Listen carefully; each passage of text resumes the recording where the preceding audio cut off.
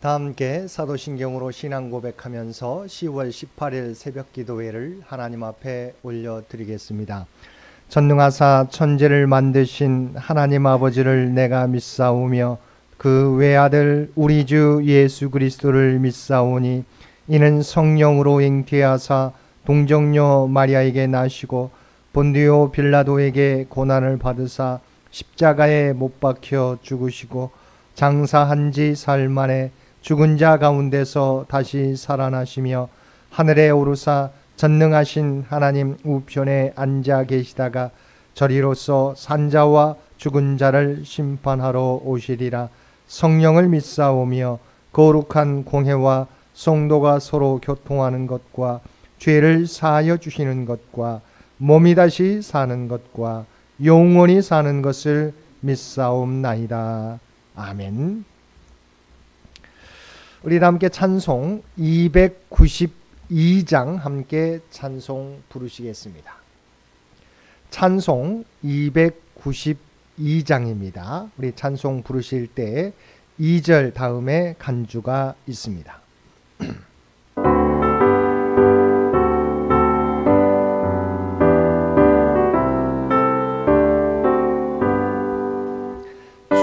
없이 살 수 없네 죄인의 구주여 그 귀한 보배 피로 날 구속하소서 구주의 사랑으로 흘리신 보혈이 내 소망 나의 내 영광 뵙니다. 주 없이 살 수 없네 나 혼자 못 서리 힘없고 부족하며 지혜도 없도다 내 주는 나의 생명 또 나의 주님을 의지하여 지혜를 얻으리. 간주입니다.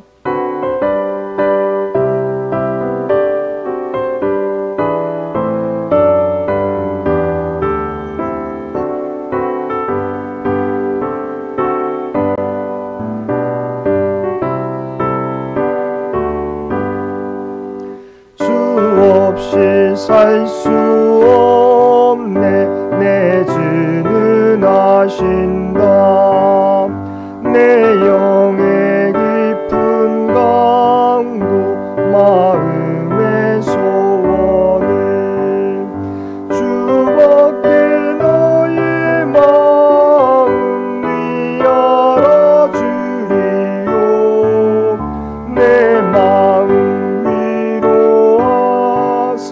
평온케 하시네 주 없이 살 수 없네 세월이 흐르고 이 깊은 고독 속에 내 생명 끝나도 사나운 풍랑일 때 날 내 곁에 계신 주님 늘 힘이 됩니다. 아멘. 오늘 우리에게 주신 하나님의 말씀 에베소서 2장 1절에서 10절까지 말씀입니다. 에베소서 2장 1절에서 10절까지 말씀입니다.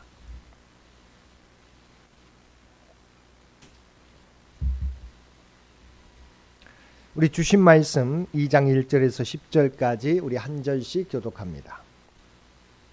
그는 허물과 죄로 죽었던 너희를 살리셨도다.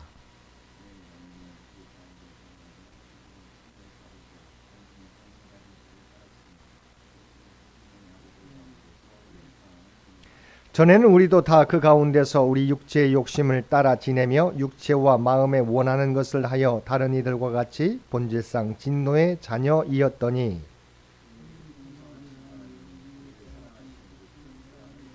허물로 죽은 우리를 그리스도와 함께 살리셨고 너희는 은혜로 구원을 받은 것이라.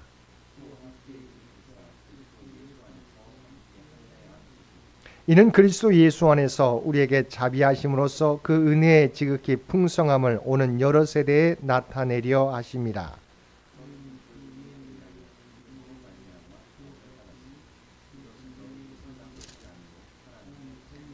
행위에서 난 것이 아니니 이는 누구든지 자랑하지 못하게 함이라.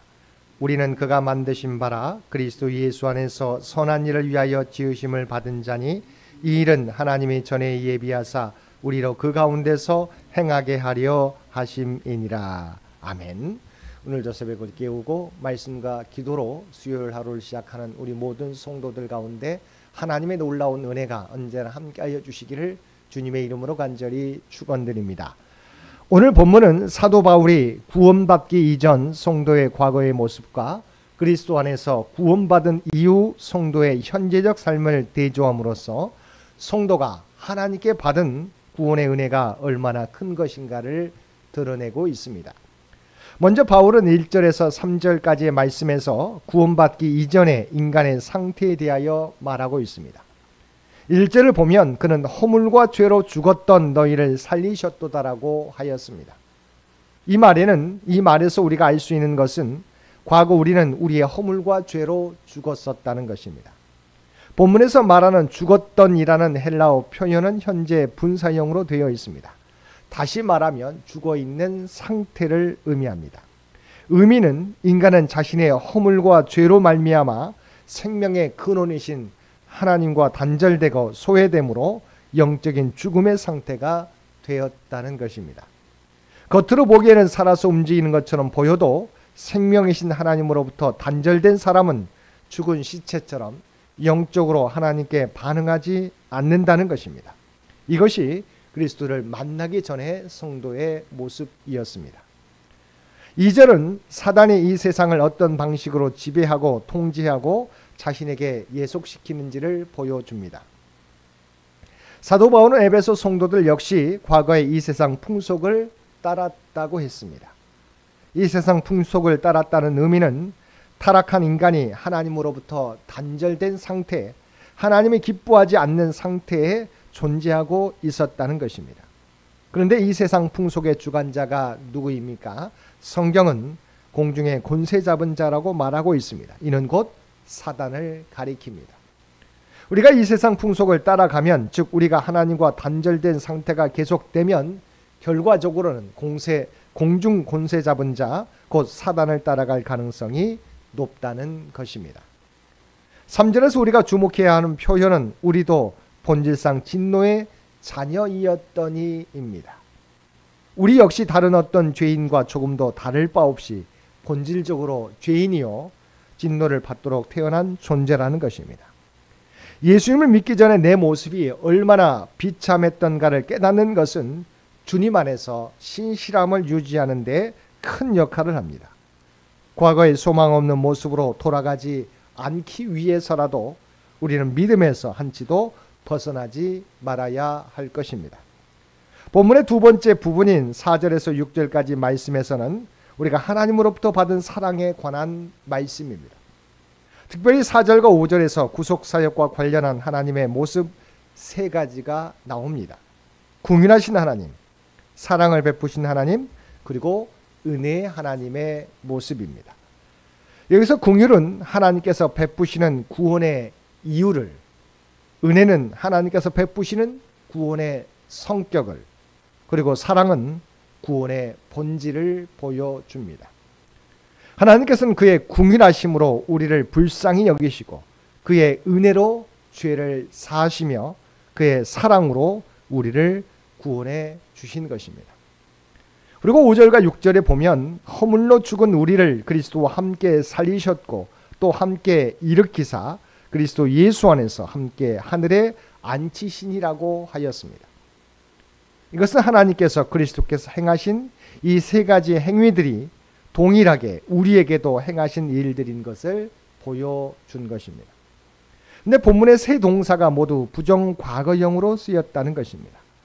이는 우리의 구원과 부활 그리고 하나님과 함께 거하는 일들이 이미 이루어진 것이나 다름없다는 것입니다.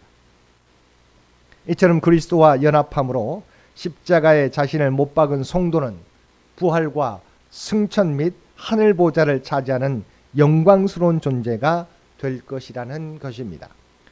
7절은 성도 개인의 구원이 전체 하나님의 구원 계획과 얼마나 긴밀히 연관되어 있는가를 여실히 보여줍니다. 우리의 구원은 나 자신만을 위한 구원이 아니라는 것입니다. 7절 말씀입니다. 이는 그리스도 예수 안에서 우리에게 자비하심으로써 그 은혜의 지극히 풍성함을 오는 여러 세대에 나타내려 하심이라. 우리의 구원은 오는 세대와 관련이 있다는 것입니다. 그것도 한 세대가 아니라 여러 세대에 그리스도의 은혜의 풍성함을 나타내기 위해서 우리를 구원해 주셨다는 것입니다. 그래서 구원은 감사의 이유일 뿐만 아니라 사명이 되는 것입니다. 8절에서 사도 바울은 우리의 구원과 관련하여 대단히 중요한 말씀을 하고 있습니다. 그것은 바로 구원은 하나님의 선물이라는 것입니다. 8절 말씀입니다.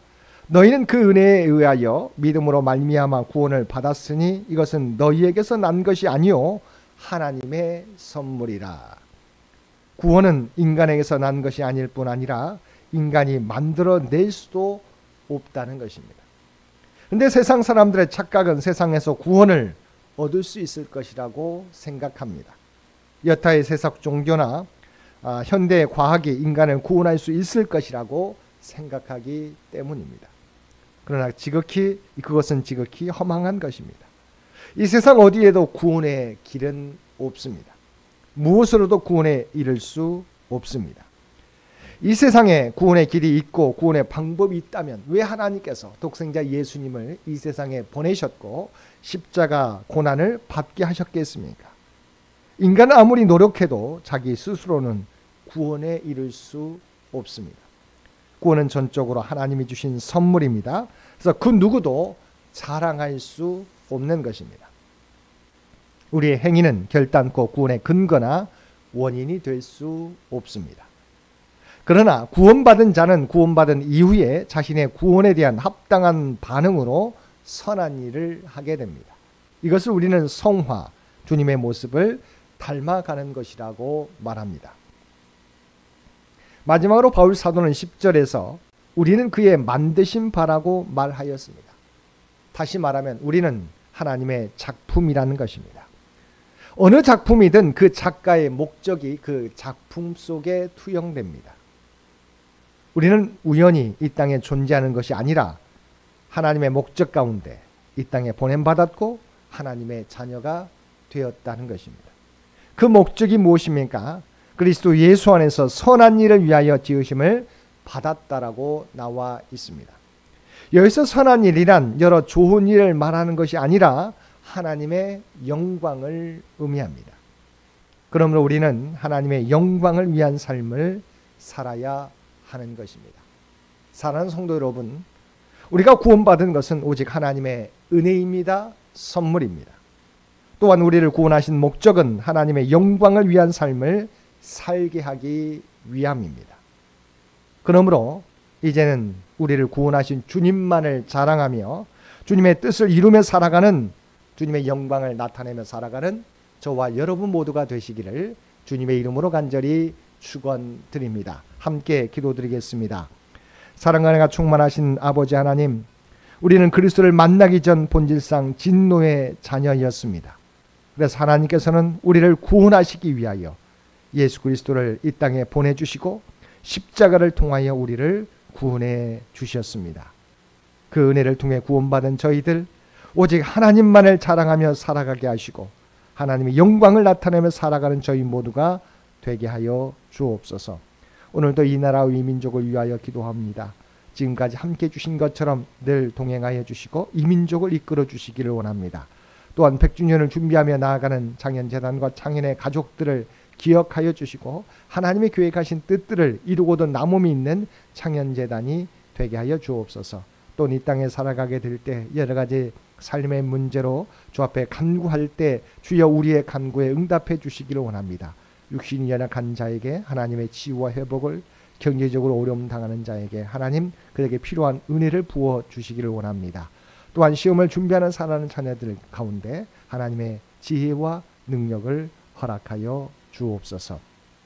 날마다 하나님의 뜻을 이루어가는 우리 모두가 되게 도와주시고 아버지 하나님, 전쟁의 소식이 들려오는 곳에 진정한 하나님의 평화가 그들 가운데 임하여 우리 모두의 소망이 되도록 크신 은총 베풀어 주옵소서. 오늘도 우리에게 복된 하루를 허락해 주신 것 진심으로 감사드립니다. 주님과 동행하며 살게 해 주시고 이 땅 위에 하나님의 선한 영향력을 나타내며 살아가게 하여 주옵소서. 이제는 우리 주 예수 그리스도의 은혜와 아버지 하나님의 극진하신 사랑하심과 성령님의 세상 끝날까지 우리와 함께 하시는 놀라운 교통의 역사가 오늘 주신 말씀을 따라 하나님의 영광을 위한 삶을 살아가겠노라고 결단하며 세상 가운데 나아가는 사랑하는 주의 백성들과 그의 가정과 산업의 터전 위에 이제로부터 영원토록 함께 해주시기를 우리 주 예수님의 이름으로 간절히 축원하옵나이다. 아멘. 여러분 기도하실 때 오늘 주신 말씀을 위해서, 이 나라의 민족을 위해서, 창현재단을 위해서, 창현의 가족들을 위해서 기도해 주시고 각자의 기도 제목 가지고 하나님 앞에 더욱더 가까이 나아가시기를 바랍니다.